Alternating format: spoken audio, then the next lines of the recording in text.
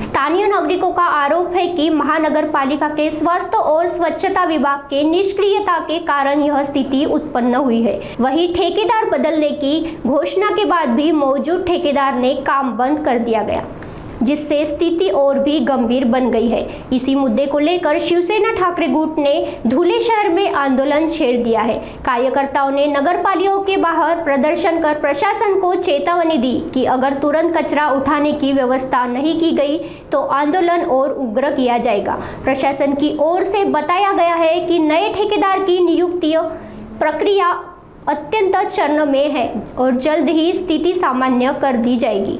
धुळे शहरामध्ये गेल्या 8 ते 10 दिवसापासून दिवाळीचा सण असताना देखील ठिकठिकाणी कचरा पडून होता। शहरामध्ये अत्यंत घाणीचं साम्राज्य पसरलेलं असताना 2 दिवस मध्यंतरी पाऊस पडून गेला। त्या पावसामुळे देखील आणि कचऱ्यामुळे साथीचे आजार पसरण्याची दाट शक्यता त्या ठिकाणी होती। महानगरपालिका आयुक्तांनी गेल्या 15 दिवसापूर्वी या ठिकाणी कचऱ्याचा ठेकेदाराकरता 3.5 कोटी रुपये मंजूर केले। जुना ठेकेदार जो आहे तो या ठिकाणी काम करत नाहीये। आज आपण धुळे शहरातला महत्त्वाचा असा मामलतदार तहसीलदार जे कार्यालय जुना तहसीलदार कार्यालय त्या ठिकाणी मध्यवर्ती ठिकाणी या ठिकाणी आलेलो आहोत। प्रचंड कचऱ्याचा ढीग या ठिकाणी डोंगरचा डोंगर उभा राहिलेला आहे। ही जबाबदारी धुळे महानगरपालिकेची असताना हा रस्ता प्रचंड वर्दळीचा आहे। वर्दळीच्या रस्त्यावर जाताना धुळेकर नागरिकांना या ठिकाणी प्रचंड त्रास होतो।